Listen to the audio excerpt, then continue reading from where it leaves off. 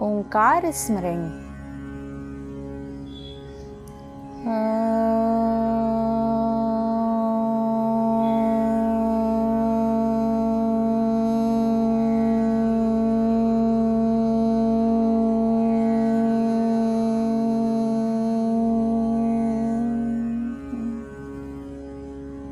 दोस्तों, एक बहुत ही सुंदर सी कहानी, शीर्षक है क्षमा। एक बार ईसा के एक पट्ट शिष्य ने ईसा से पूछा, प्रभु, यदि मेरा भाई मेरे विरुद्ध अपराध करता है तो मैं उसे कितनी बार क्षमा करूं? 7 बार तक?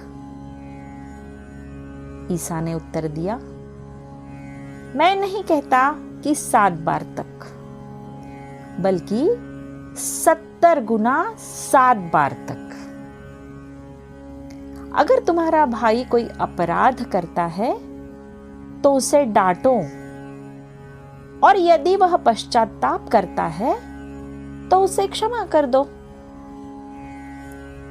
अगर वह दिन में 7 बार तुम्हारे विरुद्ध अपराध करता है और 7 बार आकर कहता है कि मुझे खेद है, तो तुम उसे क्षमा करते जाओ।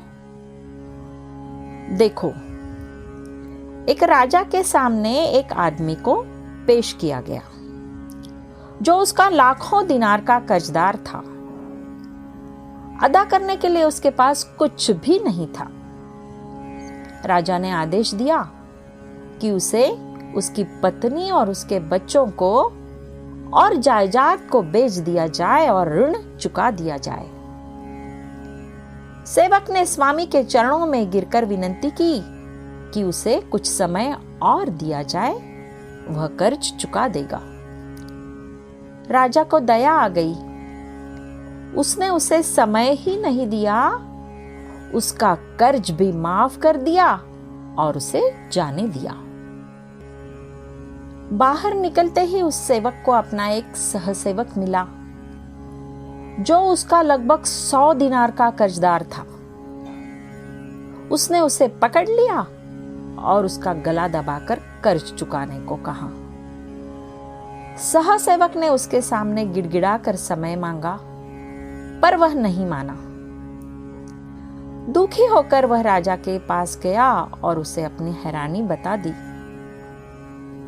राजा ने उस सेवक को बुलाकर कहा, अरे दुष्ट, तुम्हारे अनुनय पर मैंने तुम्हारा सारा कर्जा माफ कर दिया, तो क्या तुम्हें अपने सहसेवक पर दया नहीं करनी चाहिए थी?